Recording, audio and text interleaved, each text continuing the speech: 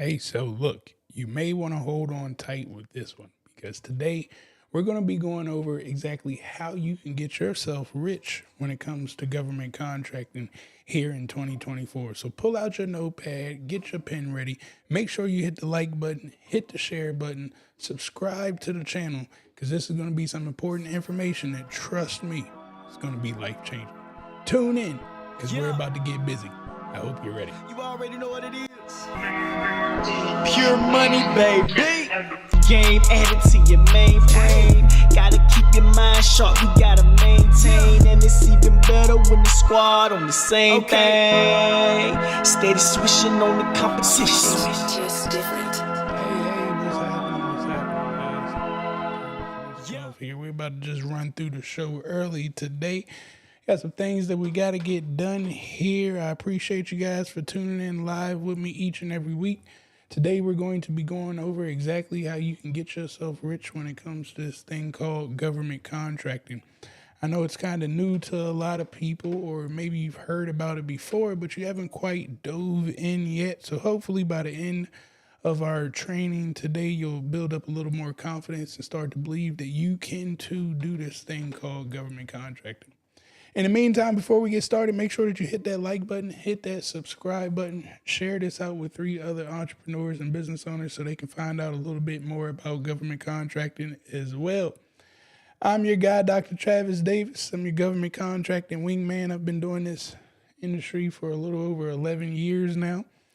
We started in the IT field once I landed my first subcontract during the help desk for Obamacare.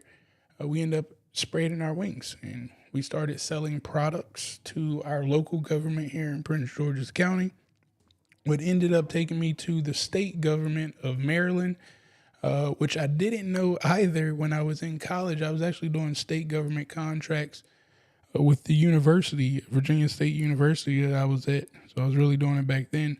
But then we've spreaded our wings to get our 8A and now we test the air at the Pentagon. We do the fire drills for the Pentagon and Fort Belvoir. We have a cybersecurity contract that we're involved in. What else do we have going on out there? We have some admin contracts that we're a part of as well. But the moral of what I'm trying to share with you guys is that any of you all can do this stuff. It's not hard to do. It's just new. It's new information that you probably haven't heard of. And hopefully, again, by the end of today, I can break down this information to you a little bit more here. But before we really dive in, I want to make sure that we always take the opportunity to network. Whether you're listening live now or you're going to be listening on replay, make sure you put in the comments where you're listening in from. You never know who's listening, watching live, or will be watching on that replay that will need your assistance when it comes to government contracting. As well as put in the comments too, I am a millionaire, because it all starts with you. I could talk till I'm blue in the face about government contracting and that you can do it. But if you don't believe that you can become this millionaire that you type in there, then it's never going to happen. I don't care if I'm the person telling you the information or anybody else. It all starts with you believing and understanding if I can do it, you can do it too. I'm no special than you. I'm a human being that the man upstairs woke up and gave 24 hours to execute. You got the same 24 hours that I got, and you have a brain. So I know that you have the capabilities of doing great things for yourself, but if you don't believe it, again, it will not happen.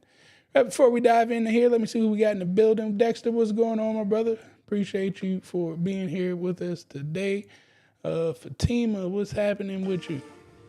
Hope you're having a good day as well. Who in the world is calling me from that number? Z, what's happening with you? Yes, I'm back. Took a little mini vacation, but we are back each and every week, Tuesday through Thursday at 8:30 p.m. Eastern Time Zone.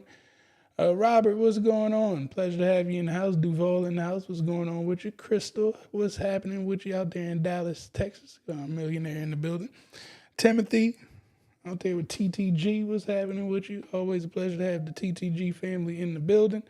Big Face Trucker out in ATL, what's happening with you? Glad to see you back here.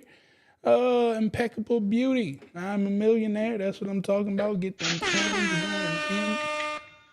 My guy Nadir, shout outs to you, man. Hey, I'm telling y'all right now, if y'all want to hear a powerful voice, I highly advise you guys to jump in our morning calls on Clubhouse at 8:30 a.m. Eastern. Nadir, his voice is extremely amazing. It's changing lives. So definitely make sure that you guys are tapping in with my guy Nadir there and join us on Clubhouse in the morning at 8:30 a.m. Eastern time zone. All right, before we dive into here, sorry, we got Choice out there, another millionaire. Before we dive into here, once again, make sure you guys hit that like button, hit that subscribe button, share this out with 3 other entrepreneurs or business owners that need to hear, how do I get rich in government contracting? I'm going to give you guys a step-by-step guide of how you guys can do this today. So make sure, again, you're pulling out your notepad, get your pen ready, because I ain't going back. But anyways, if you guys have questions about anything that I go over, you can always put them in a chat, and I'll try my hardest. I usually don't forget, but I'll try my hardest to make sure that I answer all your questions before I do get off of here. I will tell you, if you want me to find your question easily, put a Q followed by your question, and I'll be able to go back to it, because I like to interact with you guys. I like to ask you guys questions and have y'all type stuff into the chat. So in order for me to get back to your question, it would be smart to put a Q in there followed by the question when you do have it. And hopefully I'll be able to see that there for you. All right. Well, let's dive into this thing. First of all, government contracting, guys. What is government contracting? When I say government contracting, like, what's the first thought that comes to everybody's mind when I mention government contracting? Like, what do you believe it to be? If I ask you, what is your definition to government contracting, what would you say government contracting is? And once again, there is no right or wrong answer to this. So you don't have to feel like, oh man, I may say something incorrectly. Government contracting has so many different variables. You could do it in so many different ways that there absolutely will be multiple definitions to government contracting. Everybody who does government contracting does it a different way, majority of the time. If you're doing healthcare, you probably won't do government contracting the same way that you handle military weapons. If you do cybersecurity, you probably won't be doing government contracting the same way that you will selling products, right? So it can get different depending on how you see it. What in the world? Somebody keep calling me for? Who is this? My bad, guys. Let me see, man. I got a lot of businesses going on, so I always got to check and see exactly. I don't know whose number that is that keeps calling me. And they ain't popping up in blue. So we don't answer that. But anyways, so let's see what we got here. My customer that has a lot of money to spend. Okay, I like that of government contracting. You know, I honestly really like simple definitions, right? And that is a very simple definition. It's a customer that got a lot of money to spend. Now, what I would add to that definition, to take away the money thing, because our mind could get mixed up in the money. And we just know this customer got the most money in the world. Nobody spends more money than this customer each and every year. So we can eliminate the money. And I would like to say things like this. It's a customer that has the largest problems.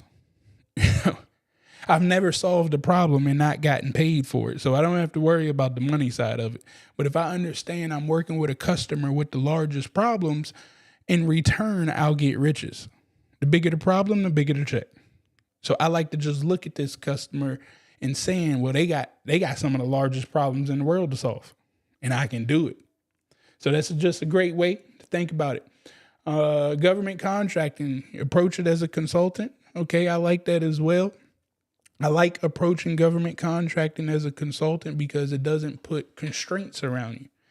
If I was to approach government contracting, say as a truck driver, right, there's going to be constraints around how I operate, because chances are I'm going to just be looking at government contracts as the truck driver. All of my trucking experience, that's all I'm going to be thinking about is, driving the truck. And I'll tell this to a lot of my truck drivers out there. The reason you're struggling with government contracting as a owner, operator, truck driver, because you keep thinking about yourself. This ain't the industry to be selfish as far as I got to do all the work. And I say this because I told you when we just said this term and I say, what is government contracting? How does somebody see it? They say, well, it's the customer with the most money. And I say, well, no, it's the customer with the largest problems. Your one truck can't handle their problem. That's the problem that you guys are running into as the truck drivers. Like, you got this one truck and then you read the RFP and it says you need 58 trucks. You need 132 trucks. And you like, well, I can't do that. Well, again, absolutely you can't, because you keep thinking about yourself. When I told you this is the industry with the largest problems out there. So the odds of you being able to solve the problem with one truck is going to be slim to none. But if you can open your mind up and say, well, I can solve problems, consultant, how can I go find the people that got the trucks? Because if this opportunity is out here, I know that there's plenty of companies that have the capacity to handle it, but they just don't know about this customer called the government yet. I can get myself from behind the truck, from behind the wheel of the truck if I start thinking like this. Now, when I see these opportunities out there, well, start building relationships with all of your trucker friends. You could know 50 independent owner operators that may have 2 trucks. Now you got 100 trucks. You can easily now go after those contracts that scare you away because, again, we deal with the customer with the largest problems out there. Another one, doing business with the government. All right. Here's the thing. When I start to look at government is everything around you. The minute you open your eyes and you're alive, that's the government contracts. And you may be saying, well, Travis, what the heck are you talking about?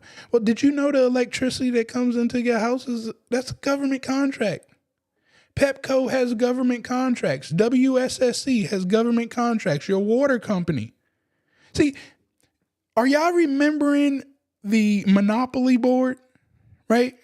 When you go to these certain locations, it was like 4 on the board called utilities. You get taxed at utilities because the government got utilities. So the utilities in your house is government contracts. Those people that's coming around and they tell you we can make your house energy efficient where we put light bulbs inside of your house. We're going to do it for free. We'll swap out your light bulbs. We'll put new thermostats in your house because we want to make sure that your house is energy efficient. Well, the government paid for that. The government paid the contractor already. Every house that they come in and change the light bulbs out and put new thermostats in, the government reimburses them. That could have been you. See, you're telling me that you don't know how to change light bulbs is just a lie. What you tell me when you say things like that is, Travis, I don't know how to read. Because the solicitation clearly said if you could change a light bulb, then you can do this contract too. But you didn't read the contract. So it's not about that you can't change the light bulb. You didn't read how to change the light bulb and explain it in writing. If you just would have read it, it would explain everything to you. Every single thing that you see is a government contract. The grass on the side of the road is a government contract. Somebody got to mow it and upkeep it. Somebody got to make sure the trees don't come into the highway. The pavement is government contracts. The water that's going everywhere is government contracts. The light pole is government contracts. The buildings that are put up in your neighborhood, my neighborhood, those are all government contracts. Do you think that the builder, the developer didn't have to get things approved by the government? Right? These are all government contracts, but it's layers to it. So what are the layers of government? Well, we got the federal government. That's Big Daddy. Everything starts with Big Daddy, the federal government. They got the Treasury Department. They print money at the federal government. All budgets go to the federal government to get approved.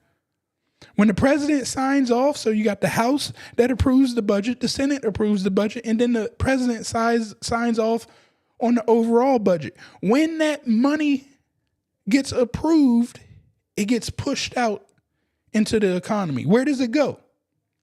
It goes three places. One, it goes to the banks. So the banks can give out the money in loans. We're talking car loans. We're talking home loans. We're talking business loans. They make money off of that. They put the money back out in the ecosystem. In return, they're getting 10% back, 12% back, if not more. They may even get a property out of the deal because somebody didn't pay their bills. They get paid off that money. The second place that the money goes to, contractors just like me and you. Why does the money go to contractors just like me and you? Because we provide jobs. The only way that your state government is making a lot of money, that your local government is making a lot of money, that your federal government is making a lot of money is through payroll. So when you guys hear all of the workers arguing about the rich people ain't paying taxes, well, that's because they don't run payroll. They don't understand how payroll taxes work. Because the more jobs that we create, the more taxes we got to pay for every single employee, federal, state, and local taxes. So the government likes to incentivize people who know how to create jobs. So that money comes from the bank. What goes to the bank, then some of that money goes directly to the contractors to distribute to the economy through payroll. And then the other bucket of the money goes to your state. That's the next layer of government. So the state government has to create a budget, give it to the federal government. The federal government takes all of the state's budgets and make it one whole. Once it gets signed, it gets dispersed to all of the states to run and operate their business. Now, the state got some of their own money too, but the federal got money for them as well. After the money gets distributed to the state, well, the state came up with its budget from every single local municipality. That's your local government. I'm in Prince George's County. Prince George's County had to submit a budget to the state. Bethesda had to submit a budget to the state of Maryland. Rockville had to submit a budget. Baltimore had to submit a budget.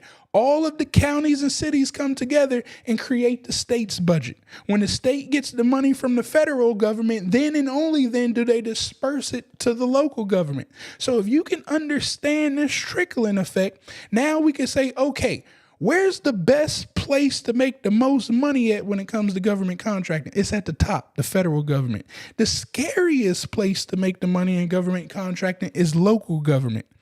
The more opportunities, the chances that you will get a contract right now will be at your local government level because there won't be as many players there. They ain't got the most money. All your players is always going to be where the most money is at. If you want to eat right now very quickly, your local government will be a place that you can eat at right now very quickly. The problem that I don't like with local government is, remember, they got to wait for their money. So sometimes they don't get all the money that they put in the budget for. They got big dreams and big hopes. But the state is like, hey, look, we can't cover your dreams and your hopes. You ask for $5 million, you get 2.5. Figure it out, right? And that could have been your project and you don't get paid.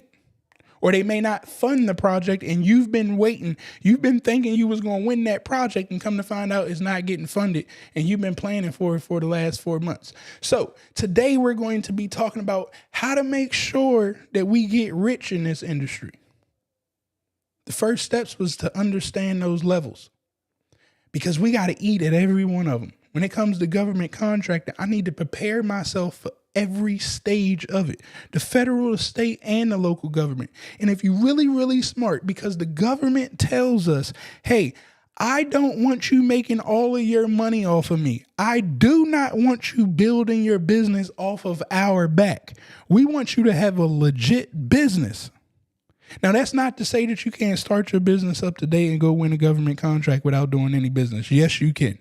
But what I am telling you is that the government don't like you just making money off of them.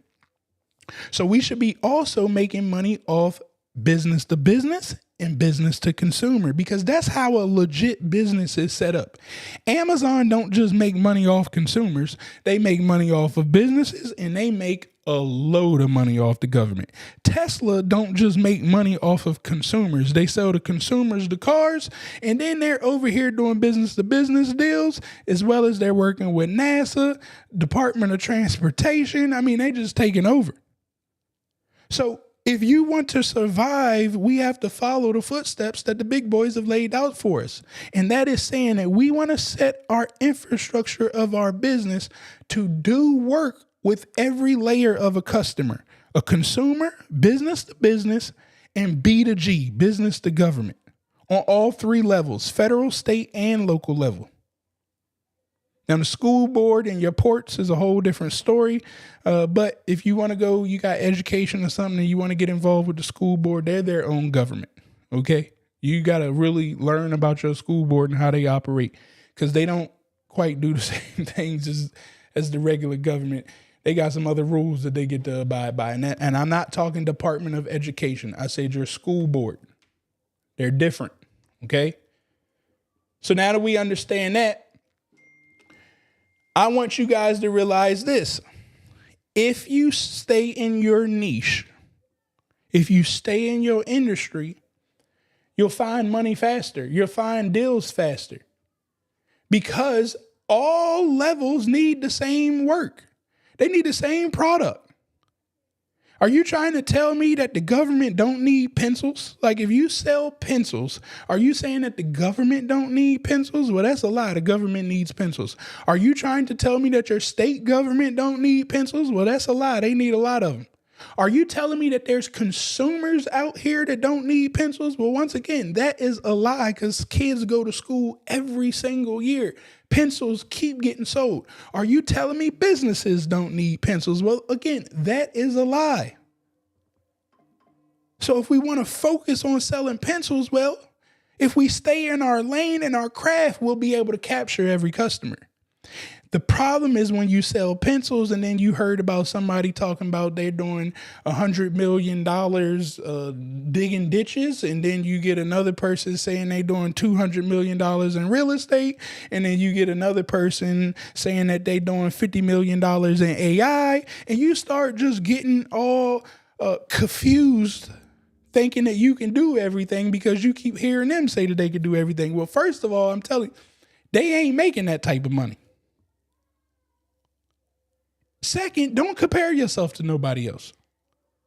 You got to understand your niche and your industry and know that there's plenty of opportunity out there for you. We're not looking at what other people are doing, because the majority of the other people on the internet is just telling you and feeding you lies.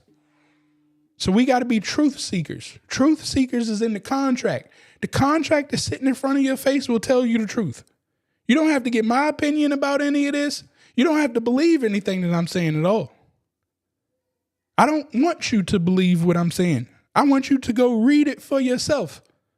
I want you to become a truth seeker.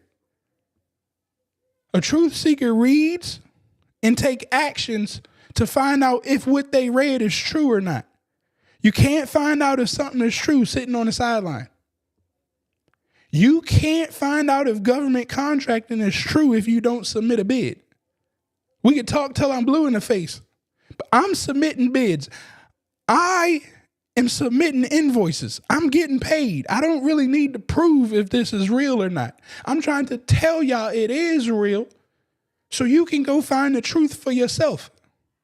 And once again, your truth is going to be your first contract. I don't need to prove to anybody that contracting works. Just look on my Instagram story. I post my checks. I don't chase after people. You can hear me or not. That's not what I'm here for. I don't hold people by the hand. Instead, I show you the route, and you can take the leap of faith if you want. It's all on you. So now that we know that we're going to stay in our lane, to book your space off site. Somebody trying to book my house for peer space. Okay, cool. But now that we understand the levels, okay, then we know that we need to stay in our lane. Well, it's just market research now. Does anybody know what I'm trying to research? Those of you that have been following me for a while, you should know what it is that I'm trying. What is the goal of research when it comes to government contracting? Can anybody tell me what would be your goal of when you do research? What is it that you're looking for? Because we hear these people say research all the time. Research, research, research. But do you know what it is that you're researching? Do you know what it is that you should be looking out for? I like it. I see people been following me. You're researching to figure out how to cheat. That's the only reason that we're doing research. Imagine if you don't research. If you don't figure out how to cheat. And when I say cheat, I'm looking for people who have already done what I want to do. Here's the beauty about government contracting.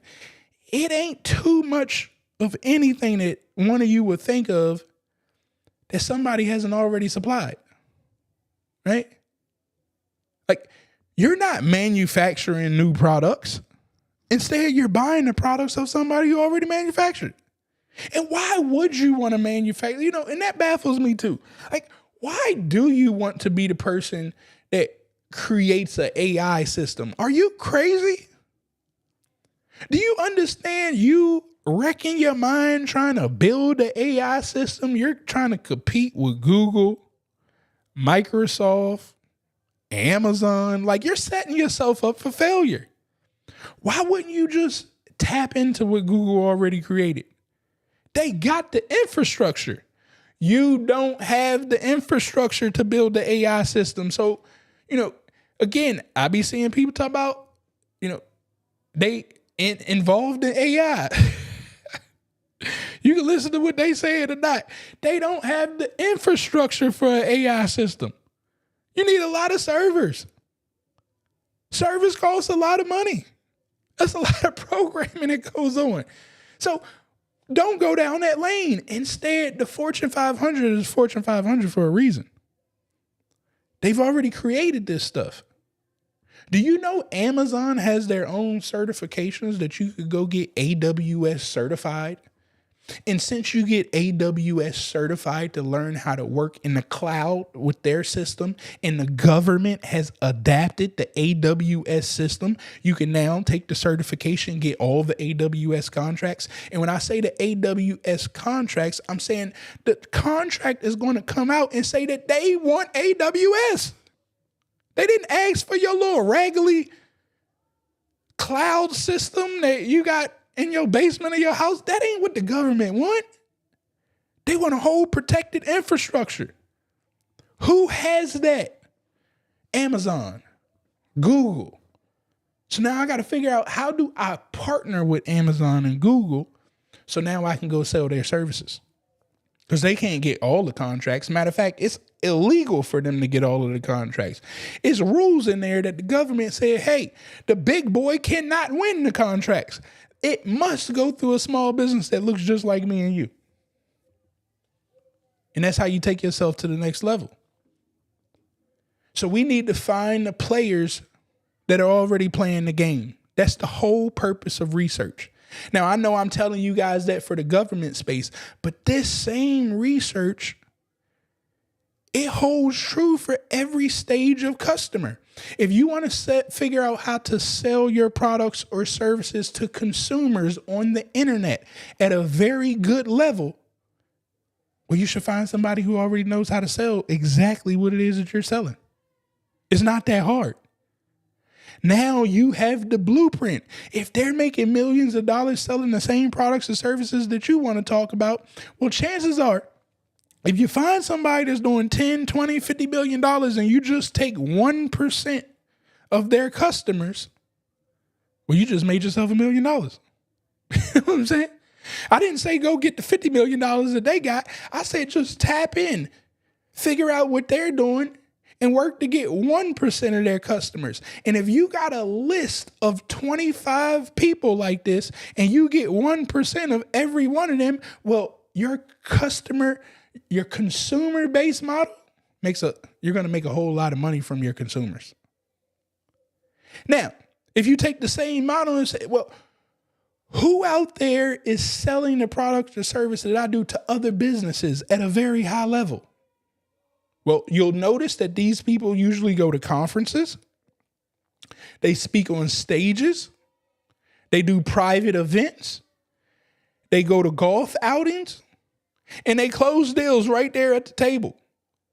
So what do you need to do to replicate the same performance of the individuals that's doing what you want to do? We got to cheat.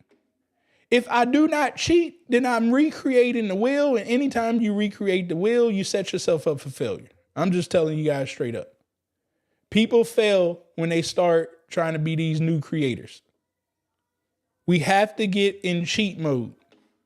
And it don't change from government contracting, consumer to consumer. Oops, sorry. I'm moving stuff. Business to consumer, business to business, or B to G. It will never, ever change. So the faster we cheat, the faster we get to $1 million. So now I'm about to show you guys, how do we research? Now that we understand, okay, it's very important that we start doing our research first. Now, of course, I'm going to show you guys my tool, SB Money Flow, but everything that I show you guys, you can do for free on sam.gov. You guys can write down this website, sam.gov, usaspending.gov, and fpds.gov. Those are the 3 websites that you are going to need on the federal level. When you get to your state and local level, those could be a little bit different, but I always say just Google your state, followed by government contracts. That'll take you to the portal of your state that you need to get registered in and that you could do more research in. When it comes to your local government, you need to put in your local city or county, followed by government contracts. That system will then pop up. And once again, you need to do your due diligence to figure out how they are operating in that system and do your research. But federal government holds standard across the board. That's why I talk about it. If I was to dive into states or cities or counties, I have to learn every state and city or county because they're their own entities and they operate differently.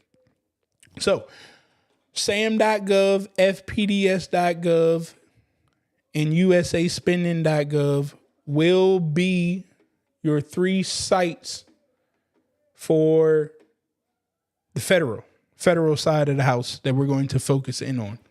Now, let me share my screen here, although my screen's just acted real funky on me. That's what I was trying to figure out what was going on here. Before we get into that, I need you guys to do me a favor. I need you guys to go lock in the site, dollarstocents.com. Let me share my screen so you guys can take a look at it. Where is my screens? Look, I'm just messing stuff up. All right. Guess I need to put my camera back up here so you guys can see something, huh? Then I need to do this. All right. So that is not the right screen that I want to share with you guys. Is it this one? No, it's not that one. Is it this one? It's this one. All right, make sure that you guys are visiting dollarstocents.com. Once you get here to dollarstocents.com, make sure that you share the link out with somebody else and tell them to visit this site as well. Go ahead and click on community here. That's going to bring you into our private community that we got set up here. I have an announcement that I will be announcing tomorrow for you guys to join me on a Zoom call at 7 p.m. Eastern time zone. So make sure that you guys are in this group so you can get alerted about that.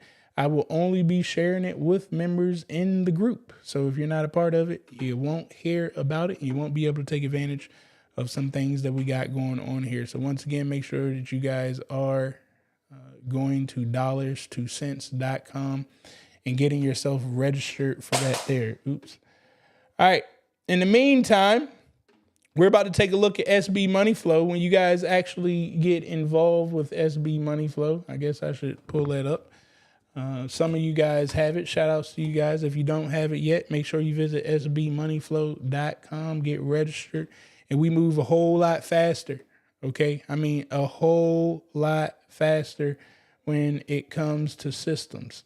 I'm not going to be going over sam.gov or FPDS. I may dive into it as we do some research here, but for the most part, I'm going to utilize what we got here.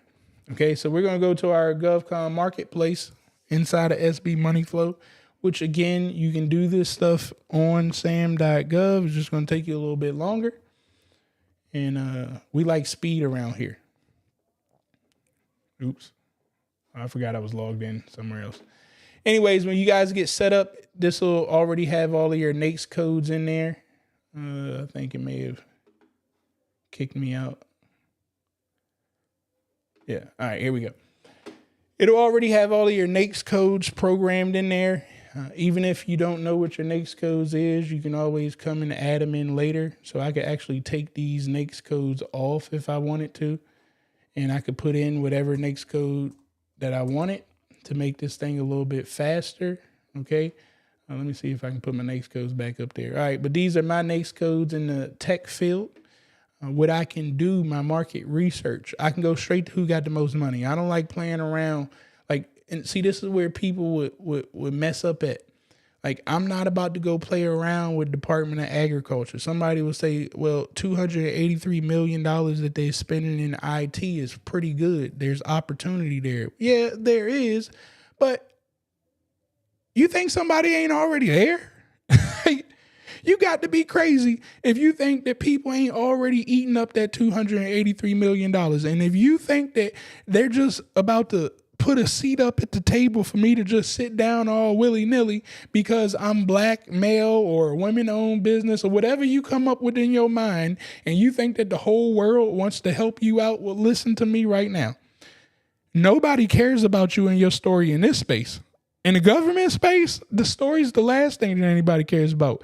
Everybody in the government space understands that we are trying to capitalize over here. We ain't trying to become buddy-buddy. We ain't LeBron. We Kobe. We don't care if you don't eat or not. So I'm understanding, well, this is tough competition right here. Why wouldn't I just go to the big chunk of the pie? HHS. If you in IT, you should have HHS under your belt.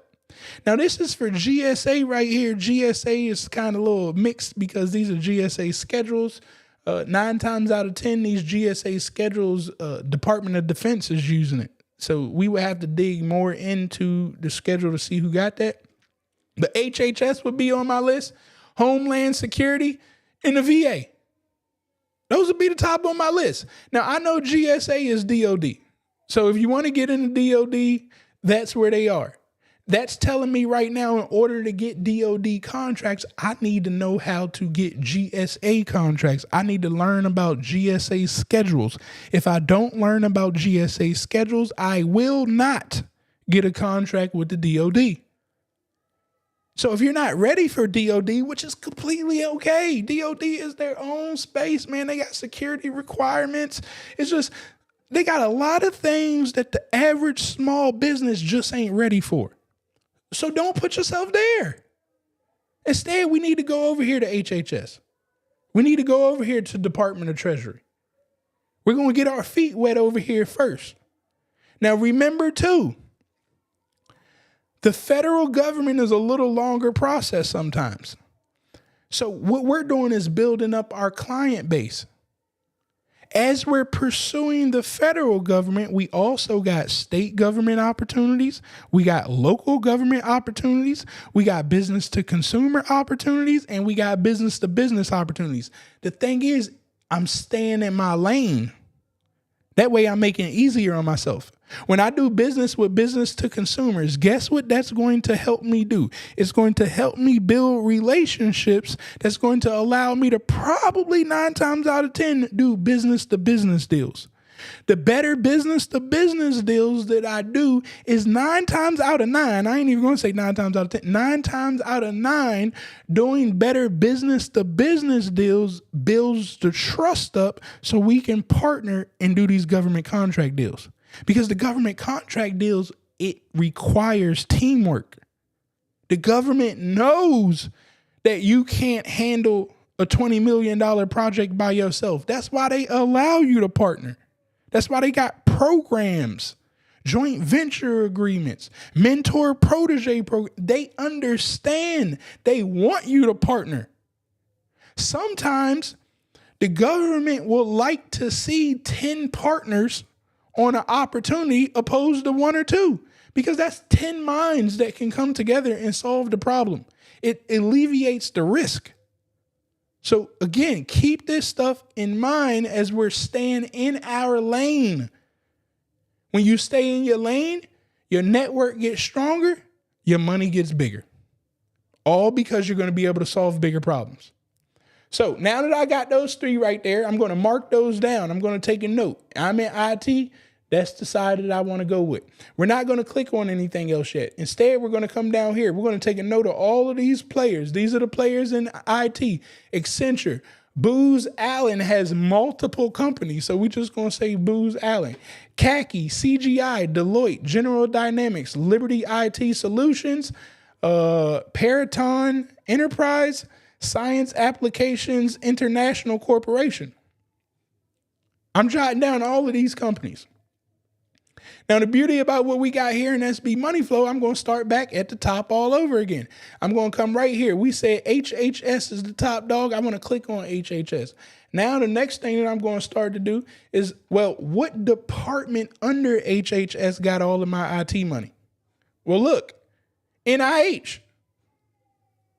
OFC for grants, CMS.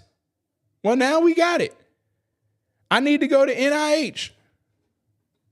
Where's NIH? Right here. Let me make sure I'm on the right NIH. Nope. That's why I kept scrolling down. 36. There we go. Now that I'm at NIH, well, I got all the players. Here they go. Not only that, I can add people if I'm in the streets and find out that it's somebody else. But here's what we like to do with SB Money Flow.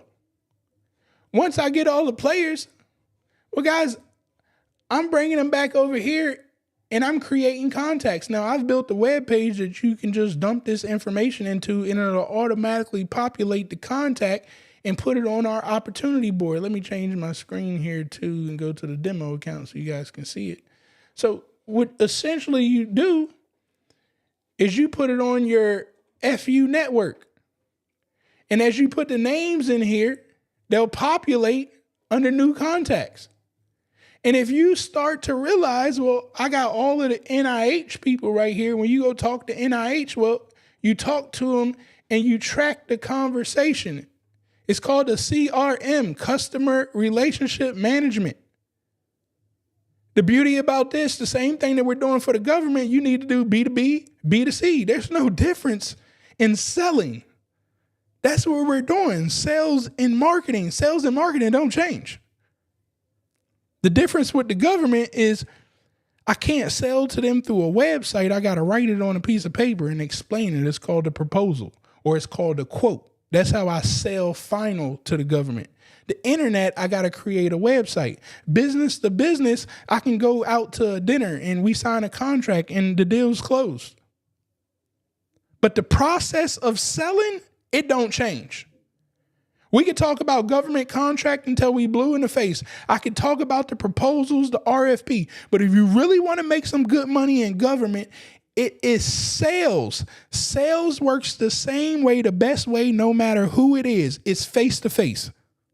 The more people know you, the easier the sale gets. It don't change in government. The more that the government knows you, the easier the sale gets. What we're doing right here is getting the government to learn who we are because we're going to keep following up with them. We're not just going to send them something one time and then forget all about it. No, we're going to send them something. And then when we do send them something, you can come right here in the task and say, hey, I need to follow up with this individual in 4 more days. Or if you're on the phone with them or you're on a Zoom call, you can come to their card that you already created on the Zoom call. And you can just come right in here and say exactly what you want to have happen. Just that quick. And now you can follow up with everybody. That's the first thing. So we're going to make sure that we know the players in the agency that got our money. And I showed you how we do it very quickly with SB Money Flow. Of course, it's taking me longer because I'm talking to you guys as I'm doing it. But each one of these, You can click through and find the players right there very quickly. I told you I don't have time no more. I'm not doing the free cheap route. It take too long. Success and speed go together. Now that I've gotten that, I've got the players on the government side. Again, we're just doing market research for right now. I didn't tell y'all to reach out to nobody or nothing. I told you to do market research, and we're going to start building our foundation. Now that I got my 3 agencies and the players in it, I'm going to do the same thing with these companies. I'm coming down here to Booz Allen. I'm clicking on Booz Allen. I'm finding out all the information that I possibly can on Booz Allen. Now, the difference with the businesses is that we may have to go to the internet to find more information. But we can also click right here. And if they have a capability statement, we could put it right there. It'll pop up if they have it available that we can quickly find it. Or once you fill out their card right here, you can actually store their capability statements right here. Add it as an attachment. So now every time you pull them up, you got their capability statement. The other reason why we want their capability statement, because we about to make our capabilities look like their capabilities. It's just that simple. Why would I change my capability statement? I mean, if they're winning hundreds of millions of dollars for the same thing that I do, they've already explained that they know how to sell to my customer. So I want to match them. I want to follow all the language that they said. This is how you sell to NIH. Well, thank you. You know the proven formula. Then guess what I'm going to do? I'm going to come right back here to my SB money flow. I'm going to come right here to websites. And then all of a sudden, I'm going to build a whole website that looks just like theirs too. It's all inside of SB money flow. You don't need another tool. That's why it's called small business money flow. This one tool will literally be everything that you need.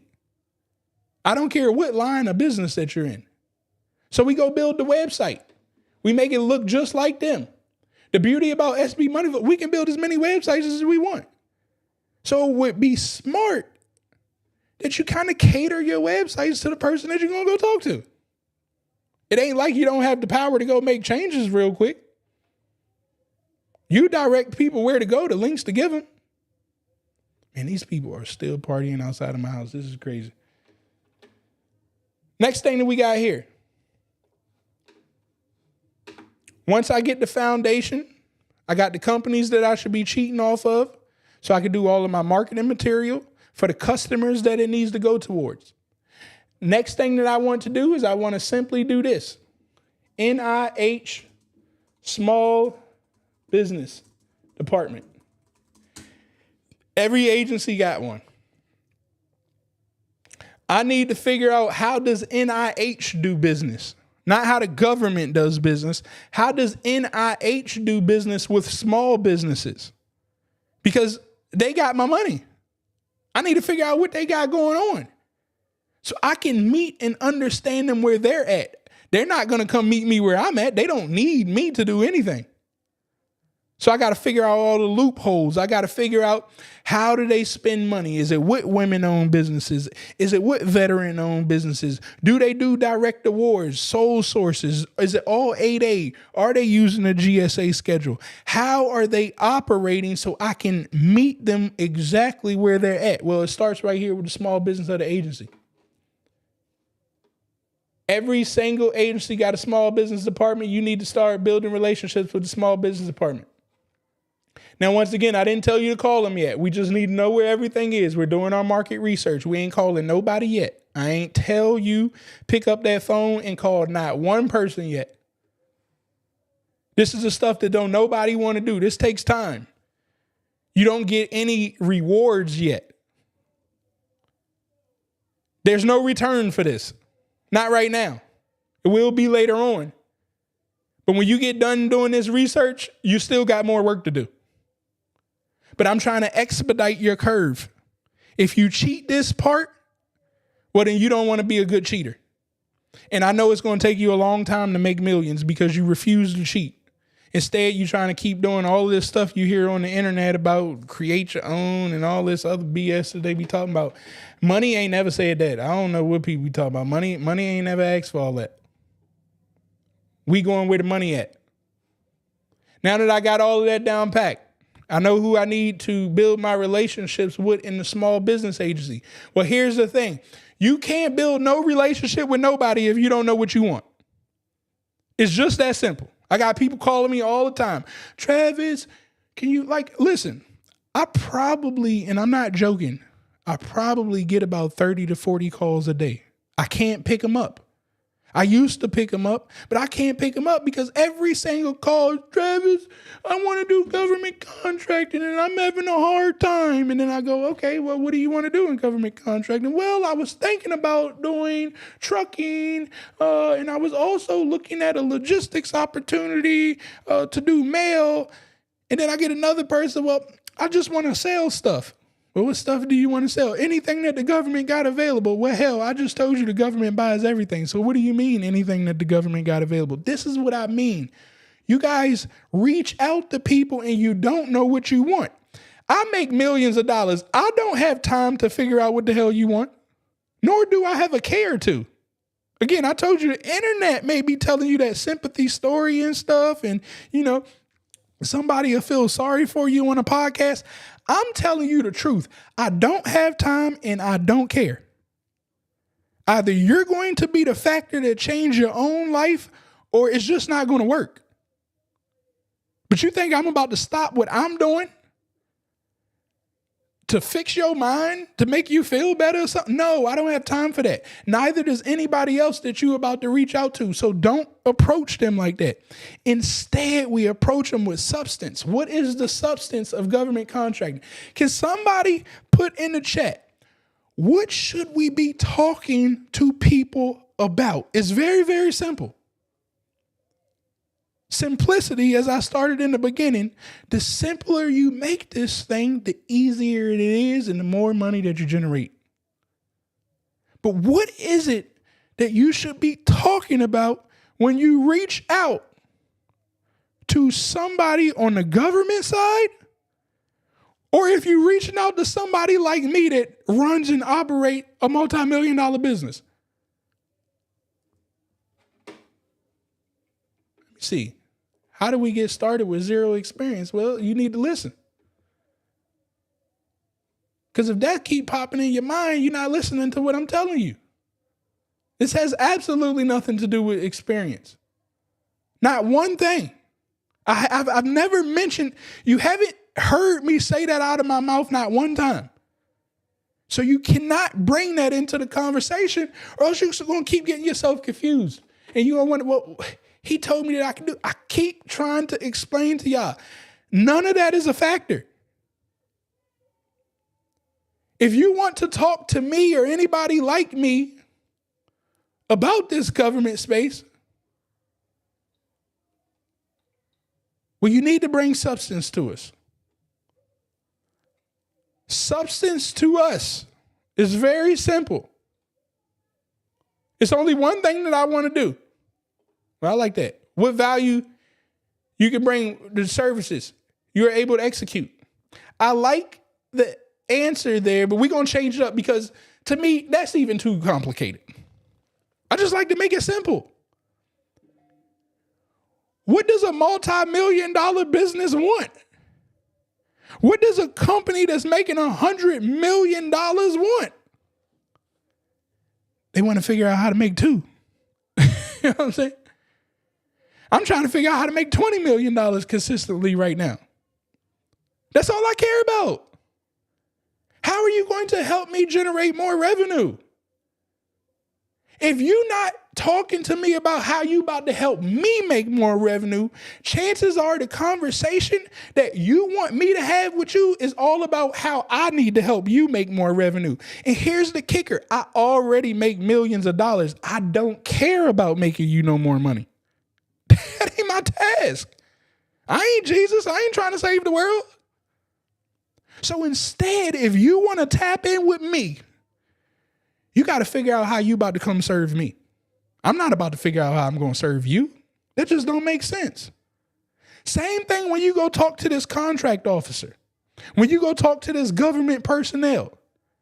They got $100 million to spend on projects, and you over here talking about, well, how could I best help you out? I'm a cybersecurity company and we could do anything that you need.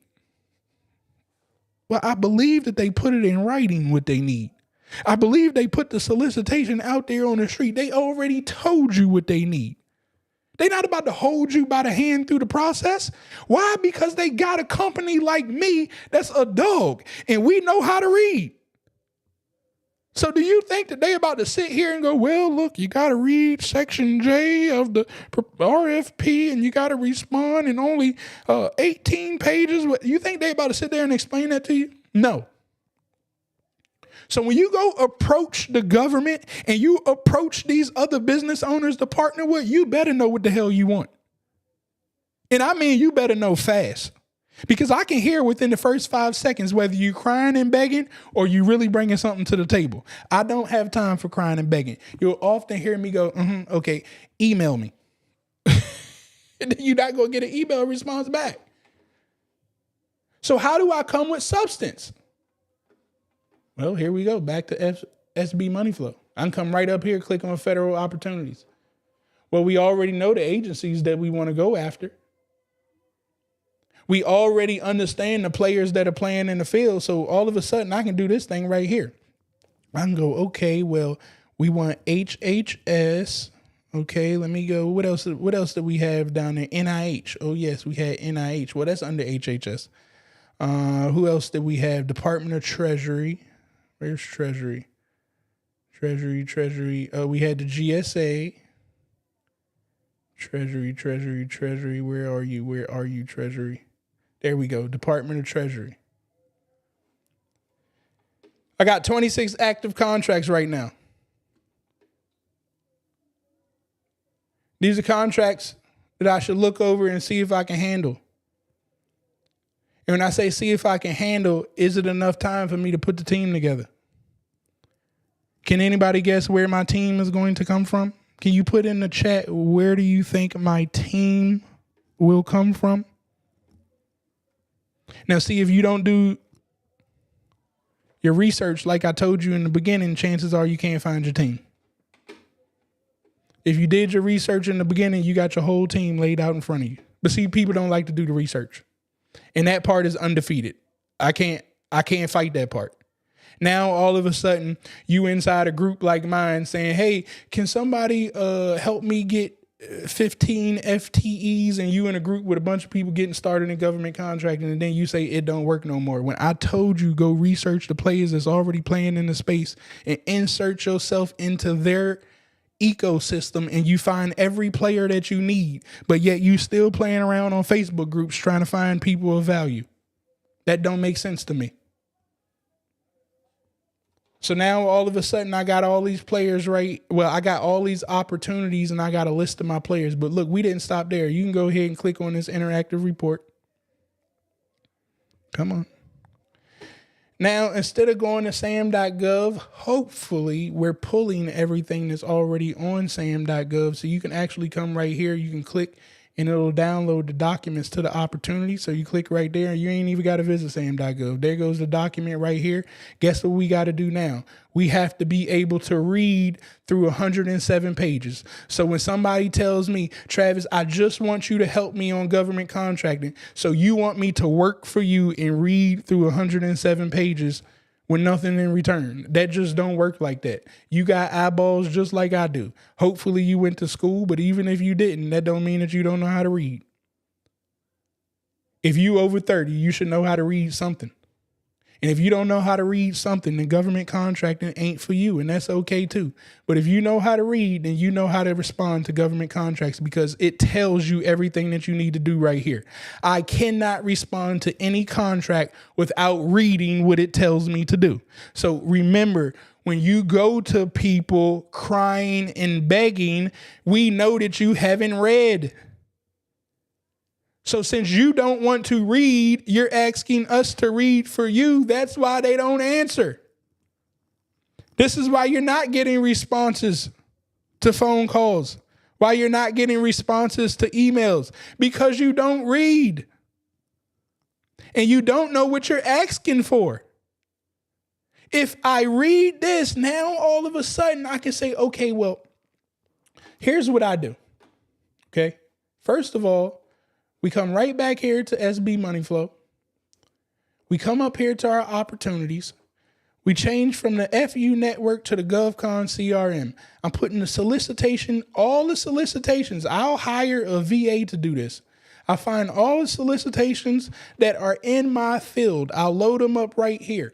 All of a sudden, you should have a pipeline of a value. If you want to make $1 million, you need to have a $10 million pipeline. If you want to make $10 million, you need to have a $100 million pipeline. If you want to make $50 million, you need to have a $500 million pipeline. And I know those numbers sound crazy, but when you got a customer that spends over $4 trillion a year, trust me, $500 million is a drop in the bucket. When you're working with government from the federal, state, and local, you should have absolutely no problem finding $500 million worth of contracts. Now, all of a sudden that I got them right here, I can read through them, and then I make the decision. I bring it over here into review. In review, I make the decision. Do I want to keep pursuing this opportunity or not? I can't cheat the process. If I don't want to keep going after this opportunity, I need to bring this over here to won't respond. The reason that I'm doing this is because eventually the won't responds will tell a story about how I operate. And I can pass this story off to somebody else so they can go out there and operate like me. I will start to see the things that I don't like to look at. So now I'll no longer waste time on those type of opportunities. But what's going to end up happening, you're going to start having a bunch of opportunities here in progress. These are things that you want to pursue. This will tell a story. This will tell the stories of the things that make you comfortable. This will also give you the time to put together the team that you need to score high on the proposal before you even submit it. Once you submit, you need to keep following the opportunity. You're either going to win or you're going to lose. And I really hate using the word lose because if you stay in your lane, it's telling you how to win. So every opportunity that I lose, why am I drawing a blank right now? I'm going to say I'm going for a debrief. I want to ask them, why did I lose? And then once they tell me why I lost, I'm going to come to this opportunity. I'm going to put it in the notes. So I know moving forward why the NIH don't like those deals. Like what they didn't like about my proposal. Because now that I've done that, I only have to come back to this one and change 10%. I already got 90% of the contract. The proposal, I already got it done because I submitted earlier, and NIH is NIH. How they do business one time is how they do business 1,000 times. Now I just got to go tweak the 10% for the next opportunity that I submit. Once these things start winning, you start submitting a whole lot faster. You start pumping because you can now see the story. Now you may be asking, well, Travis, what is the story? All right, let me come here. Malmar, is it under my proposals? No. I think it's under marketing. Where's my marketing? Here we go. No, it's not under marketing. Look, I can't even find my own stuff. Bank statements, capture documents. Here we go. I don't know why I didn't think of that. All right. So inside of every RFP, oh, God dang it. I forgot I don't have Microsoft Word. It's in my Google Drive. So let me pop this up. Malmar.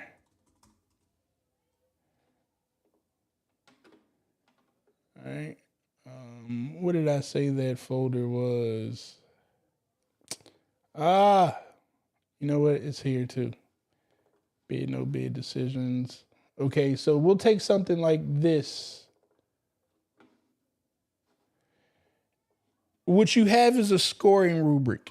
Inside of every contract, it tells you how they're going to score your proposal and determine who the winner is. So everything has a weight on it. They may tell you experience could be 5%, Could be 20%. I don't know. They may have it as a pointing system. Whatever it's telling you in there, you just got to listen. So if it tells you that we have our weighing, okay, we're going to do out of 100 scoring rubric. If it tells you that we're weighing a previous experience as 20 points, is it smart for you to go after this contract or not and you have no experience yet? Put a yes or no in the chat. If you are looking at a contract opportunity and it tells you that they're weighing experience of 20 points and you have absolutely no experience in it, like real life business experience in it, does it make sense for you to go after this contract or not? And you know you're going to score 100 and everything else. Like, you know, you got the key personnel, you know, you got pricing down, you know, you got the technical approach, you know, you could compete, you know, all of this stuff is 100%, but 20% is for experience. Does it make sense to go after it?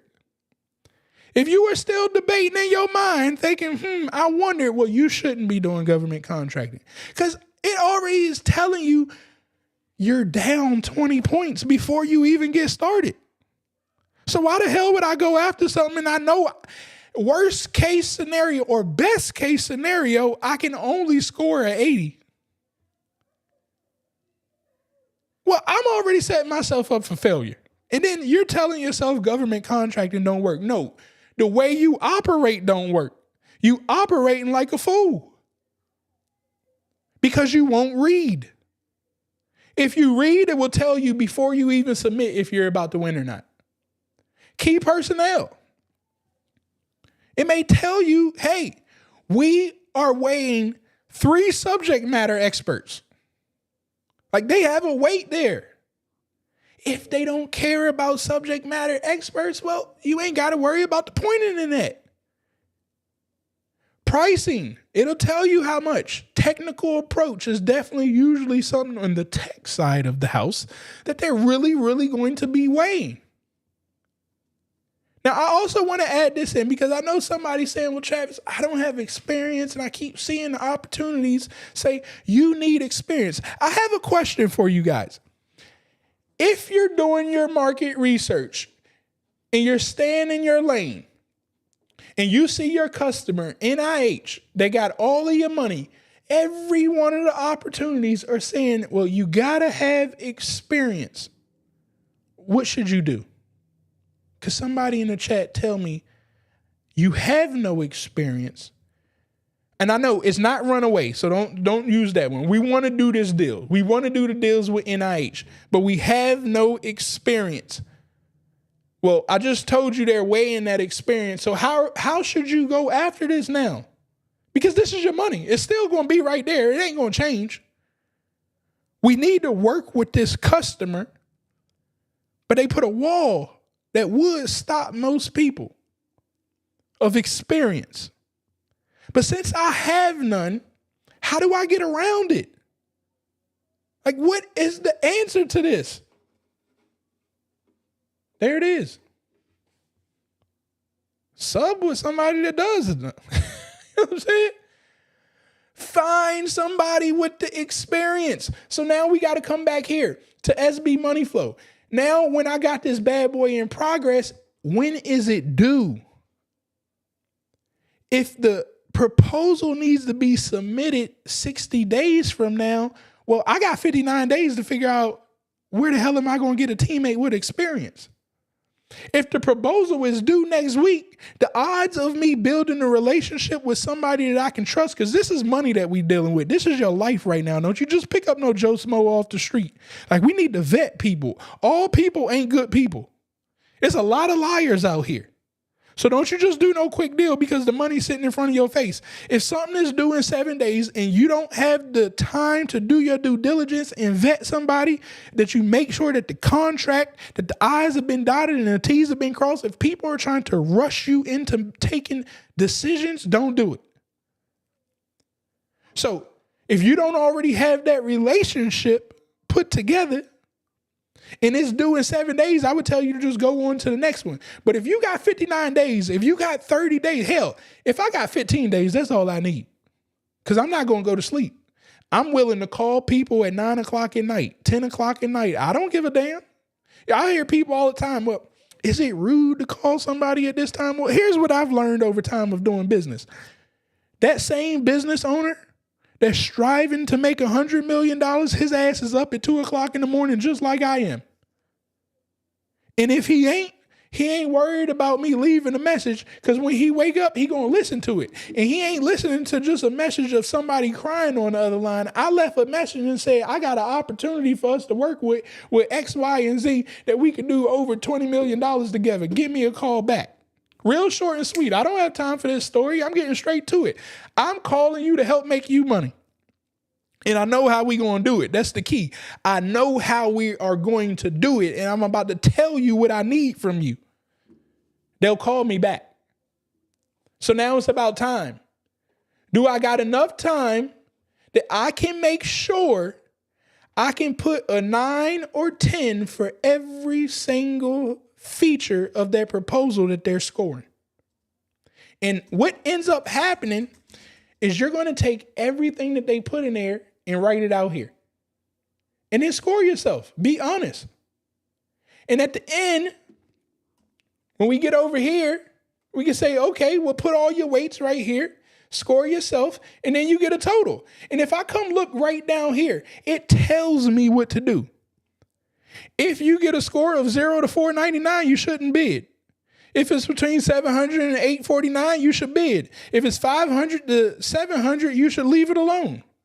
If it's at 1,000 to 850, we got to pursue this. I like that. We got to go at it hard too.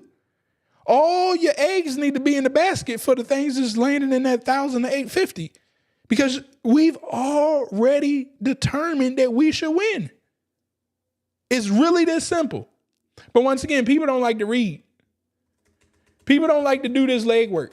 They want everybody to just hand them the $1 million contract. I'm telling you right now, if I have to do this for you, I don't ever want you to think that I'm about to, man, I done heard it all. Well, Travis, can you help me? And then on the back end, I'll give you 30% of the contract. I don't want 30% on the back end because I got to do this on the front end. And if I'm going to do this on the front end, do you think I'm about to share the revenue with you? You got to be crazy. So imagine when you do this on the front end and then you call me and you say, hey, Travis, I want to partner with you on this opportunity with NIH. We've already ripped apart all of the details. We need you for the technical approach and one subject matter expert based off the things that you did previously that we researched and the contracts that you won. You have the experience and personnel that could get us to 1,000-point score. Now I'm like, well, oh, you just need my project manager? You need their resume? You just need me to write that piece that the project manager already knows what to do? Oh, I can do that. Let's do, well, we ain't doing NDAs no more. But let's do the proper paperwork and team together so we can turn this into a reality. Now I know what you want from me. But if you call me without doing any of this legwork, I don't want to talk to you. If you talk to the government without doing the legwork, well, they don't want to know your scoring. When I go to talk to the government, I know I need key personnel, so I'm asking them specifically about the exact key personnel that they want. What type of certifications do you want them to have? What type of past experience do you want them to have? Are we talking about pricing? I'm making sure I know pricing to the T for that customer so I can take my score from a 800 to a 900. But once again, if you don't know what you're about to go talk to them about, then you're not going to get the results that you want. It all starts with the solicitation. If you are not willing to come find these opportunities so you know what to talk about, well, again, this ain't going to work. It's really this simple. Now, the other beauty about here, How do I give something else to talk about? So I want you guys to put this in the chat, and I'm about to open this up too for comments. If you guys got questions, go ahead, put your question in the chat. Make sure you put a Q followed by your question. Also, don't forget, make sure that you guys are hitting that like button, hit that subscribe button, share this out with 3 other entrepreneurs, business owners right now that you know need to learn a little bit more about government contracting. And last but not least, if you guys are picking up something today, I want you to drop a fire emoji in the chat no matter where you're listening in from. That's the only way that I understand that you are picking up anything that I am putting down for you guys and that this information is valuable to you. So once again, go ahead and drop that fire emoji down there in the chat. And if you got any questions, make sure you start putting those in there. And don't forget, hit that like button, share, and subscribe to the channel. Now, my next question for you guys. If I'm already doing $100 million, I ain't even going to say $100 million. I'm saying $100 million because these people on the internet keep talking about they making $100 million. And look, I know what $100 million infrastructure look like. You know what I'm saying? Maybe so. We may need to do a field trip here in DC so I can show you corporations that make $100 million and you can do a field trip to their office and see exactly what $100 million infrastructure look like. And then you'll realize these people on the internet ain't nowhere near close to making $100 million. But I digress. So, if you got a company that's making $50 million and it is a veteran white male owned company, how can you bring value to that company? Of course, it's through the solicitations. But what type of solicitation should you be bringing that company? Can anybody take a wild guess? How should you approach this company that's doing $50 million they're working with the customer that got all of your money already, doing exactly what you do, but they're a veteran-owned white male company. How can you bring value to them? I want you guys to think about it. And as you guys are thinking about it, I also want you guys to take a look at my screen. I'm trying to show you guys the answers. It's called set-asides. I'm going to bring something to them that they cannot access without me. I'm going to bring that white male veteran-owned company my women-owned business. In order for that to work, I only need to talk to them about women-owned contracts. And now I can talk to them freely because, they can't come get the contract. They're not a women-owned company. They don't stand a chance. The only way that they can get this is to partner with me, and hopefully, prayfully, another women-owned business didn't already talk to them. Chances are they didn't. So now I am teaching this company that's making $50 million already how I'm about to help them make $65 million this year. Because they will love to get 49% of something that they can't access. All of the partnerships that we're going to do is for 49%. I'm going to take 51%. They're going to take 49%. I, as the women-owned company, will take 51%. Now, all of a sudden, we building good relationships. Once again, I'm only talking to them about projects, real projects. And they'll get it. They'll understand it. The next thing that I'm going to do is I'm going to find them some 8A projects.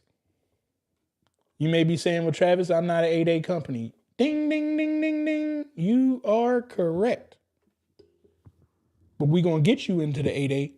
The 8A is this ultimate space that everybody should eventually get to. Don't rush into the 8A. I'll do a whole training on 8A one of these days.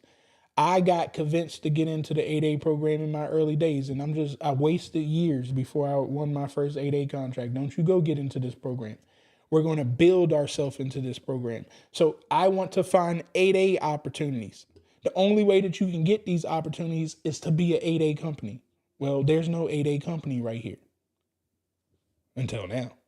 With SB Money Flow, I can come right here to businesses And I told you guys you could do the best work in your own backyard. So I'm going to go to active businesses in the last 12 years. I'm going to look for all 8A companies. And then, I'm going to look at my own backyard first, because it would just be smart. I need to pull up on these people. I need to shake hands and kiss babies. So I'm going to look in Maryland. I see in Maryland, I got 590 8A companies right now. They're all in my industry, tech. I need to start figuring out who the hell I'm about to build an 8A relationship with. The way that I'm about to build this 8A relationship with them is I understand, okay, they're only making $2.8 million. They need business development. It ain't no ifs, ands, or buts about it. So I can bring them 8A opportunities that I know they aren't looking at. And I'm saying, hey, I'm going to make this project even easier for you, 8A company, because I'm also going to bring you this white male veteran owned company that I've already been building a relationship with, and we're bringing a team together. Now, you may not get any percent. The 8A is going to get 51%. The veteran owner is going to get 49%. You're a consultant to this. You're going to get a percentage of the deal as a consultant. Or you may be able to work in the deal with that white male veteran owned company to subcontract to them.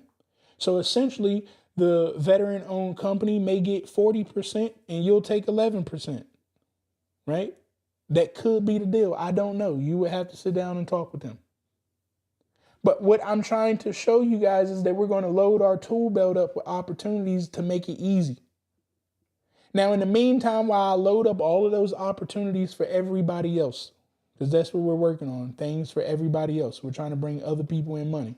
The next thing that we're going to go look at is we're coming right here. I want to look for sources, thoughts, and pre-solicitations. These are projects that ain't on the street yet. They coming, they not there. They asking industry, definitely with sources sought. They're asking industry, is there anybody out here who can do this?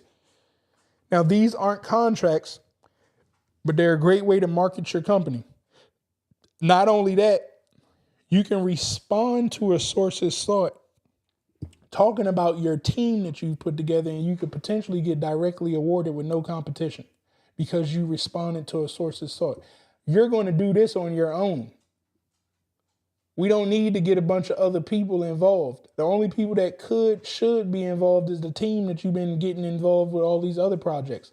And since you've already got the relationships with them, you don't need to talk to them about responding to a source's thought because it ain't a contract. You should already know what your team has the capacity of doing, so start responding to these sources thought. Pre-solicitations are right before the solicitation. Usually they got meetings or whatnot before the actual solicitation hits the street. But this is for you to get out there and market. Now, the reason I broke this down like this is because no one day has you spending all day doing just one of these tasks. Like one day you should be looking at 8A. The next day you should be doing the veteran owned. The next day you should be doing sources sought. Like, don't tell me you don't have enough time. Again, you just crying and you lying. You about to start the whole begging process. That's not how this operates. You just need to stay consistent and put a schedule together, and you can do this. It's really this simple. All right, so hopefully I dropped enough nuggets on you guys for today of how you're going to get rich with government contracting. Again, we are going to go deeper. I got some new things that are coming up that I'm going to be announcing tomorrow. I highly advise you guys to go to $2cents.com. Once you get here to $2cents.com, click on community. Join our community here. It's completely for free. And that is where I am going to make the announcement for tomorrow. We will have a 7 o'clock call to announce some new things that we got going over that I've put together after hearing each and every one of you guys out. I think it's going to be amazing and life-changing. So once again, visit $2cents.com and join us over there. Let me scroll through here and see if we got any questions before we get up out of here. I need to change my screen back. Where is my screen? Oh, there it is. It's just different. All right. Also, make sure you guys are subscribing to the YouTube channel. You can screenshot that QR code right there. Share that out with somebody else. We got tons and tons of training sitting right there on the YouTube that you guys can take advantage of and start learning today. I will be taking some of that stuff down soon, so I highly advise you to get over there and take advantage of all the free information. Also, join me over on Instagram. I always say, if you got a feeling in your gut, if you're still trying to decide if Travis is the right person for you, I'm telling you right now, I'm not the right person for you. If you wondering if I'm scamming or something coming in your mind, I'm telling you I'm scamming. Don't join nothing that I got going on. You don't trust me, and I don't want you here. Go over to my Instagram and maybe you can learn about who I am. And once I make you feel comfortable, then and only then do you join anything that I got going on. Because I'm telling you right now, I don't feel sorry for nobody. I don't care about nobody's story and I don't care about nobody's struggle. I struggled too, and I got a story of my own that didn't nobody care about. So I'm not about to do this to you. I'm not going to baby you. The government don't baby you, and we ain't going to get started over here. So if that's you, if you got that feeling, I'm telling you right now, don't click on nothing. It's okay. Go join somebody else. I'm okay with that. But don't bring me no headaches. I don't like headaches. I really hate headaches. All right, let me see. Questions. I need Pure Money AI. Well, do we got you with it? I'm not sure what level you on, but you know Pure Money AI is here. Pure Money AI is here. Do an AWS example. I just got certified.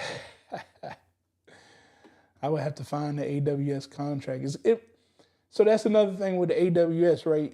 The odds of the contract just saying like this is an AWS contract is going to be slim to none, right? It won't just say like, hey, AWS. It'll be a project. This is where that teaming thing comes into play, right? Maybe you got a project for a ticketing system, right? And part of that ticketing system, the infrastructure needs to run through AWS. Well, you got a company that knows how to do customer service and they know how to operate the ticketing system, but they don't know how to do this cloud infrastructure. Well, this is where you start to partner, right? You bring the 20% of the cloud infrastructure that's needed with your AWS certs and whatnot, whatever it's asking for. Again, it's hard for me to tell it without reading the contract. But you bring your 20% to the table and you let them knock out the other 80%. They get to stay in their lane and you get to stay in yours. But again, you probably won't just see a contract that's saying it's just AWS. It's gonna be tied into other projects. And that's another note.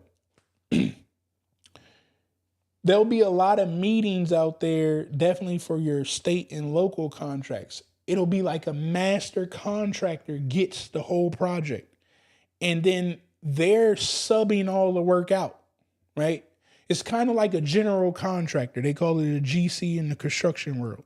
The GC will win the whole project of the construction, and then they'll have these individual meetings to find the DBEs and the MBEs in the local county so they can meet the goal that they won the proposal off of. In the proposal, they say we would do a certain percentage of this work with MBEs. So now they hold meetings and stuff looking for the MBEs and the DBEs.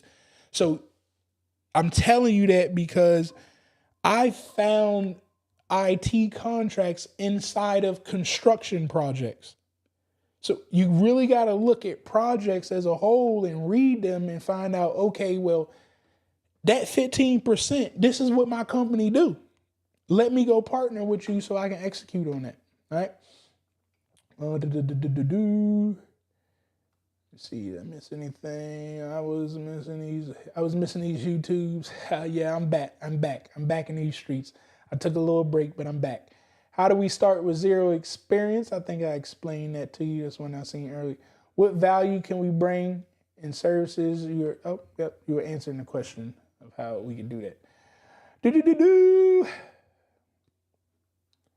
What if an opportunity for a contract did all research, have everything they have looking for it, just got registered saying just need a prime to submit the proposal that I've done already? Got to find a prime. I mean, that's the other thing too. I know I'm telling y'all this. and that you bring value. But 9 times out of 9, you need to go read sales. You need to go read sales books, because most of y'all don't know how to sell right now. And yes, I'm telling you to bring substance. That's the first piece to it. But you still got to learn how to translate that information to somebody that makes $100 million. You know what I'm saying? The way that you talk to your friends that, ain't never made more than $120,000 in their life over a course of a year ain't going to be the same way that you talk to somebody that knows how to make $1 million in 3 months. Like, you cannot approach them the same way, because money, it's not going to be something that entices me to say, oh, I'm very interested. I'm looking more so for my time, right? Because you could get me a $50 million project, but then I realize, I have to do a lot of work. Well, it's not worth the $50 million to me. I'd rather stay back here and I'm comfortable with the amount of money that I make, and I ain't got to do no bunch of extra time. So you really have to be mindful of selling, because that's what you're doing. So I would highly advise you to get some sales books. One of my favorite books is How to Win Friends and Influence People. And the other book is Let's Get Real or Let's Not Play. Because I don't have time to talk to people that ain't decision makers. I only talk to decision makers. I don't talk to the receptionist. If they put me in front of a receptionist, I'll respectfully decline. We don't have time to talk to people that can't make decisions at the end of the conversation. That takes training, right? So when you say, what if I have an opportunity for a contract? You did all of the work. You just need a prime. You got to learn sales, because all primes ain't going to answer you. So when one hangs up the phone, you can't get discouraged. You got to call another one and another one and another one. And I just like to do simple mathematics, because people keep hanging up on me. Well, you just need one person for the project. You don't need all of them. Now it's the law of numbers. The man upstairs absolutely did not say the first person that you reach out to is going to save your life. But if you keep trying, and when one person hangs up on you, you take the data in. Like, what did I do wrong? What did I say? How did I open up the conversation that got the phone hung up on me? What did I put in the email that they didn't respond so I don't do it again? Right? Don't keep picking up the phone saying the same damn thing and expecting different results. We got to tweak things. That's why we got to keep calling people, because we're constantly tweaking until we get it perfect. And we know that we got it perfect because we get what we want. If you don't know what you want, then you don't know how to tweak this thing. But you know what you want. You say that you did everything. You ready to submit. You just need the prime. So you got to keep calling, because a lot of the primes, they don't know what I'm talking about. They don't even know how to partner. They don't know the ins and outs, the government contracting to the T. They don't know it. So you're actually going to be educating them probably. And they could be scared. Especially if you call them a black business, we be scared. We think everything is illegal. We think everything is a scam. So you're going to have to go through that list and keep calling. But one day, one phone call, it's going to work. And trust me, I done did a lot of whining and dining too. I done got in these streets to shake hands and kiss babies, wine and dine, and get the deals done that I wanted done. That could be another thing that you got to do. All right. Can you go over how to read amendments in sam.gov? Not today. No, not today. Just read them. Every time an amendment pops up on an opportunity, though, it's important that you read every amendment. It ain't nothing but them saying I made changes to the RFP. Here's the changes that I made. And they can make multiple changes. I've seen 15, 20 amendments on projects. You need to open every one of them. SB Money Flow. Hey, shout outs to my guy Courtney, man. He's crushing it with the SB Money Flow. Make sure y'all check him out as well. He's doing some amazing things. And if you want to learn consulting a little bit better, Courtney's doing big things with the consulting and utilizing SB Money Flow. Shout outs to you. Let me see. Did I miss anything? Say LinkedIn is too much work. I will tell you though, LinkedIn is where the money at. You want to do some business to business, you should get involved with LinkedIn. Instagram is cool, but for this government space, LinkedIn, and the government's on LinkedIn too. The government's on LinkedIn heavy. Just FYI. That's why I'm streaming on LinkedIn right now. Hopefully I'm streaming on LinkedIn. I don't know if it's up there or not. But absolutely, LinkedIn, you want to get involved. I would honestly say stop playing around with Instagram or Facebook and get on LinkedIn. LinkedIn and YouTube. What's your expertise, your subject matter expertise? IT, sales and marketing. But Travis is actual, I should say that was Travis. I'm an engineer, so that's why I'm involved with IT.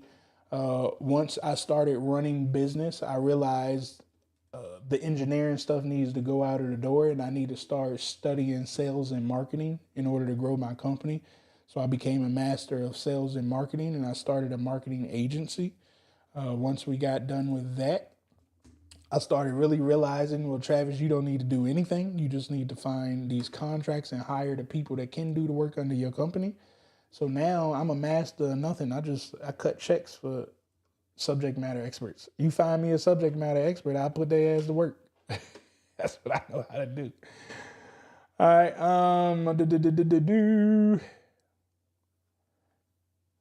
Let me see, did I miss anything else? Is the belief that new government contracts need to focus more on local than federal space? No. The belief is that you should be focusing on all of them because you got to get your feet wet. And the thing is, they all going to ask for the same type of paperwork. It's just different systems. But as I stated earlier, you should be doing business with all levels, federal, state, and local, because you don't know which one going to pop for you. But if you stay in your lane, it makes it easier to work with all three. It's when you jump around that it makes it extremely hard. Right?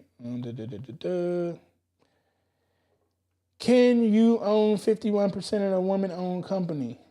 No, if you're not a women-owned, because just read it. How can you own 51% of a women-owned company and you're not a woman? 51% means majority. So that means that the woman, if it's a woman-owned company, must have 51% or more. If it's a veteran-owned company, the veteran must have 51% or more. If it's a hub zone, the owner must have the business situated in a hub zone.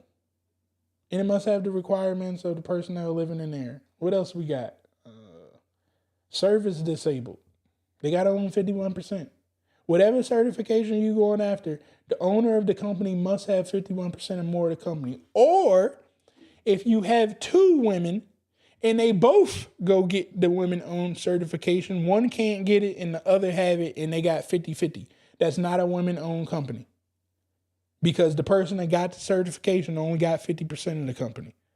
And the other person that's just a nobody because they didn't get the certification is just a person that owns a company. They got 50% of the company. That does not make it a women-owned company. Women-owned is based off certification, not opinion. So both parties need to be certified, and then they could have 50% ownership, and it could be a women-owned company. So just remember that. You can also open companies up in your wife's name, your mother's name, all types of that type stuff that people be doing. You know what I'm saying? But I ain't going to talk about that one. That's what you need to talk to somebody special about.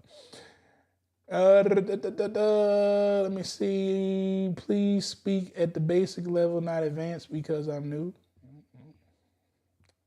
I only speak how I speak. If you don't pick it up, keep watching more videos. 8A is for the experience only. No, that's not true.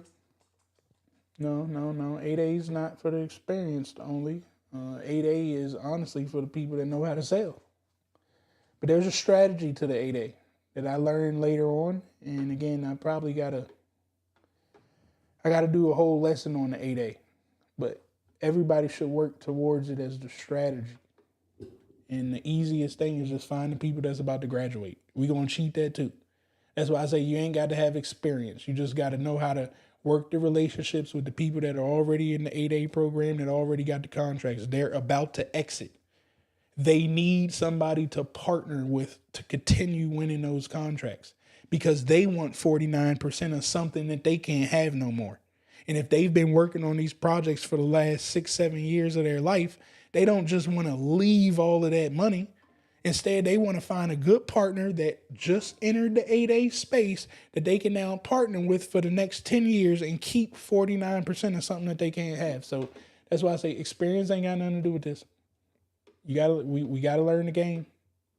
This is just moving money. When you start talking big money, man, this is completely different than the internet. Emotions is out the door. You got to learn how to move money. You drop a maze of wisdom, you should have at least 1 million subscribers. I say that all the time, Emmanuel, but I don't have Lamborghinis and planes and stuff. I don't be tricking, so I guess I'm not enough entertainment over here. But it's all good. I appreciate the followers that I do got. But if you guys keep hitting that subscribe button and sharing this out, we can keep growing. You know what I'm saying? So y'all help me. I will help continue to keep dropping this info for each and every one of y'all. Don't fry me for this question. Well, I fry people. You can't just say you got to be strong-willed out here. Don't fry me for this question. I'm in the barber world. I know it's a demand for us. Absolutely. Go into prison, right? They cut hair in the prisons all the time. It's just so many things, when you start talking about barbershops. Because I could even say this too. As you watch Deion Sanders up in Colorado, right? So Colorado State, when you got a school with a state on the end, that is a state-funded program.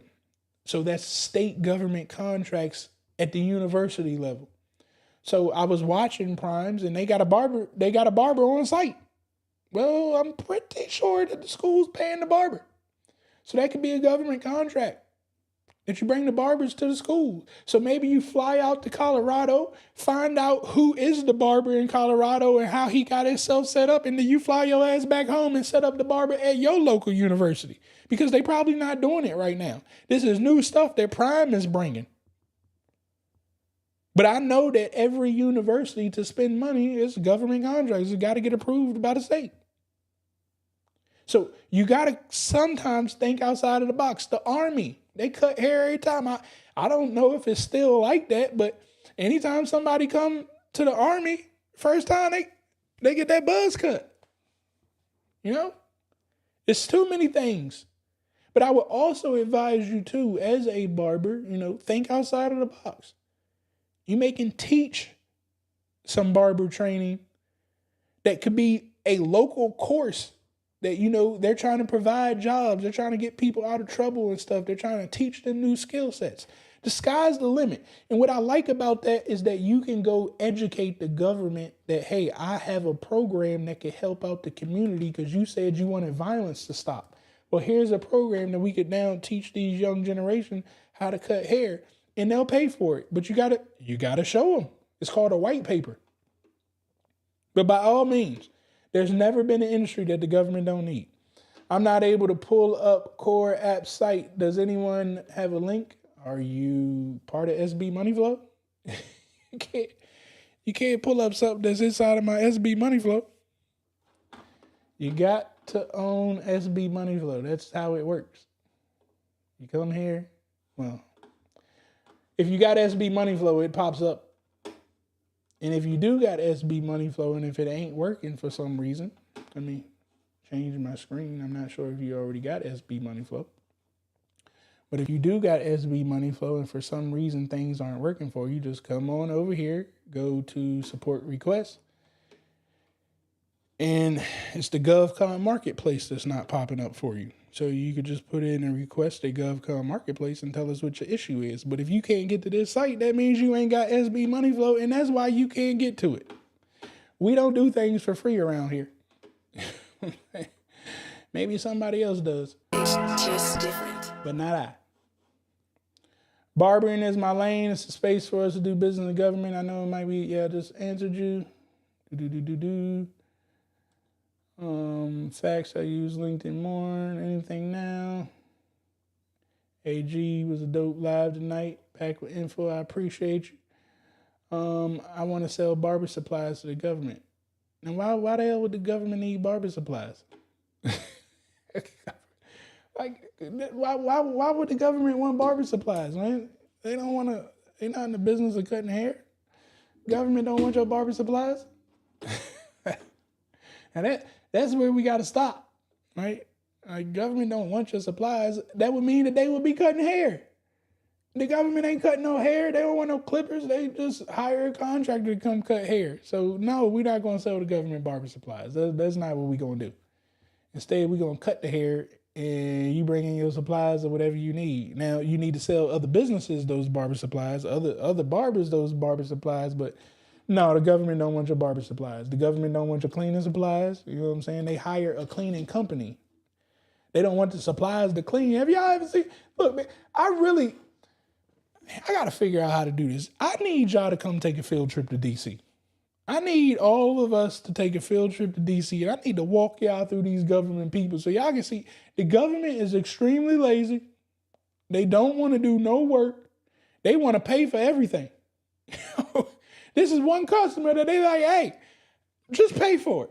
We don't listen. When they stormed the Capitol building and messed up the offices, it was papers and stuff all over the place. These people didn't even pick up their own papers. They bought a contractor to come in and straighten their own papers back up and get it all back in the office because that's how lazy the government is. Government employees only want to do what they were asked to do, and they barely want to do that too. You ask them to do something extra? No. They'll immediately tell you that they'll go to their own HR and they're like, hey, look, that ain't what I signed to do. And they ain't going to get fired either. You know what I'm saying? So y'all give too much power to this government, man. They not that smart. The government's not smart at all. Contractors are smart. You're smart. The people that look like you are smart. Now we just got to go get paid for your smartness. That's what we going to do. We going to get paid for you being smart. We ain't going to complain about how the government ain't smart or nothing. Instead, we going to get them to sign that contract. That's it. Can I use my semi from the government? I don't know. Are you talking about a semi-trailer or something? Are you saying for the government? I think that's what you're saying. Can I use my semi for the government? Yeah, but that's always going to be what I've been telling you guys. The government probably don't need just your one semi. They may need like 30 of them things, right? So the odd, definitely on a federal level, the odds of you handling a federal contract with one truck is going to be slim to none. Unless you in like an emergency situation. You can get your one truck done through like FEMA, maybe a tornado or something. You got to move a tree branch or something of that nature. You got to bring some supplies. Maybe one truck can handle that. But for majority of your projects, they need to move like 50 tanks, not one tank. They need to deliver 200 missiles to the border, not one missile. So you got to make sure you got the capacity to do that because they don't want to sign a contract with 50 different truck drivers. They want to sign it with one, the prime contractor. And they need to have all the infrastructure to solve the problem. Yes, Lord. Government moves extra slow. All right, I believe I answered all of y'all questions that you had in there. You should put together all your followers to get together for real and make it a whole event. Well, I did have an event, my Pure Money Workshop out here. And we're going to be doing something again here soon. But I'll figure that. I actually can get you guys in a lot of these government buildings, but the issue is I gotta talk to my senator or my governor here, and they have to be with me.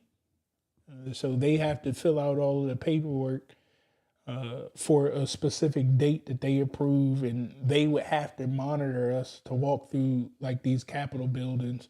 And they can actually give us a room inside of the Capitol building that we can hold the meeting in the whole nine, and it wouldn't cost a dime.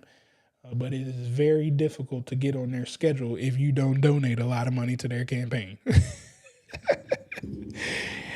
And, I ain't been donating to the Democrats like that. The Democrats, they ain't really going to look out for a brother like that. That's a whole nother story. But anyways, I appreciate you guys for hanging out with me here today. Once again, make sure that you guys are hitting that like button, hit that subscribe button, share this out with 3 other entrepreneurs that need to find out how to do government contracting. Don't forget, visit dollars2cents.com. click on the community tab. Join our community. It's completely free.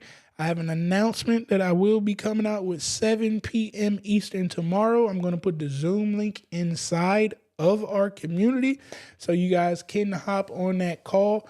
We will also be back here tomorrow at 8:30 p.m. Eastern live going over SB Money Flow and some of the other features that it has. Not really sure which feature I'm going to go into yet. But if you do have SB Money Flow and you want me to help you out or talk about building out your business on SB Money Flow or strategies or techniques, Thursdays is the day for you guys. Yes, if you guys don't tell me what you need help with, then by all means, I'll come up with something.